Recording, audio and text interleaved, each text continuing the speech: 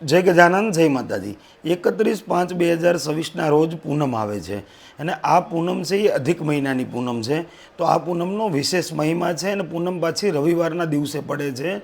તો 31 તારીખે આપણે એવો કયો ઉપાય કરીએ કે માતા લક્ષ્મી સદૈવને માટે આપણા ઘરમાં વાસ કરે, આપણા જીવનમાંથી નકારાત્મકતા દૂર થાય અને પૂનમના દિવસે આ ઉપાય કરવાથી આપણા જીવનની અંદર આપણી દરેક મનોકામના પૂર્ણ થાય। ચાલો જાણીએ। જાણતા પહેલાં કમેન્ટની અંદર જય માતાજી જરૂરથી લખી દેજો। આ વિડીયોને શેર કરવાનું ભૂલતા નહીં। 31 તારીખે પૂનમના દિવસે સવારમાં વહેલા ઉઠો, સ્નાન ધ્યાન કરી પવિત્ર થાવ। કોઈ પણ તીર્થ સ્થળની અંદર તમારે માતાજીના દર્શન કરવા માટે જવાનું છે કે ઠાકોરજીના દર્શન માટે કોઈ પણ મંદિરે તમારે જવાનું છે।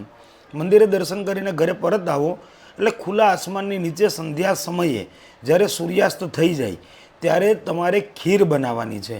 એ ખીર તમારે માતા લક્ષ્મીને અર્પણ કરવાની છે અને આ એક મંત્ર ઓમ શ્રીમ રીમ શ્રીમ કમલે કમલાલયે પ્રસિદ્ધ પ્રસિદ્ધ શ્રીમ રીમ શ્રીમ મહાલક્ષ્મીએ નમઃ આ મંત્ર 16 વખત તમારે બોલવાનો છે અને ખીરની પ્રસાદી આખા ઘરની અંદર તમે જેટલા લોકો છો એ બધા ગ્રહણ કરો। પૂનમના દિવસે તમે ખુલ્લા આસમાનની નીચે જ્યારે ખીર બનાવીને માતા લક્ષ્મીને અર્પણ કરશો અને આ મંત્રના જપ કરશો એટલે માતા લક્ષ્મી સદૈવને માટે તમારી ઉપર કરુણા કરશે અને તમારી મનવાંછિત ઈચ્છાઓ બધી પૂરી થશે।